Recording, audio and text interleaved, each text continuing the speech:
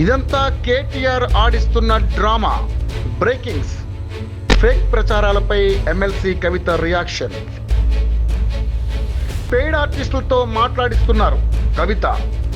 కేసీఆర్ ను వాళ్లే నడిపిస్తున్నట్లు చెప్పుకుంటున్నారు కవిత. లేఖ లీక్ చేసిందెవరో చెప్పాలి కవిత. కేసీఆర్ కు నోటీసులు ఇస్తే లేని నిరసనలు ఇంకో నేతకు నోటీసులు ఇస్తే ఎలా వచ్చాయన్న కవిత. పార్టీ చేయాల్సినవి జాగృతి తరపున నేను చేస్తున్నా కవిత. బీఆర్ఎస్ ను బీజేపీలో విలీనం చేసేందుకు కుట్ర కవిత. కాంగ్రెస్ తో రాయబారాలు, ఫేక్ ప్రచారం కవిత. బీఆర్ఎస్ లో కేసీఆర్ మాత్రమే బాస్ కవిత. బీఆర్ఎస్ పార్టీ నాది కవిత. జైలుకు వెళ్ళేటప్పుడు పార్టీకి రాజీనామా చేస్తానని చెప్పా. జైల్లో ఉన్నప్పుడే నాపై కుట్ర జరిగిందన్న కవిత.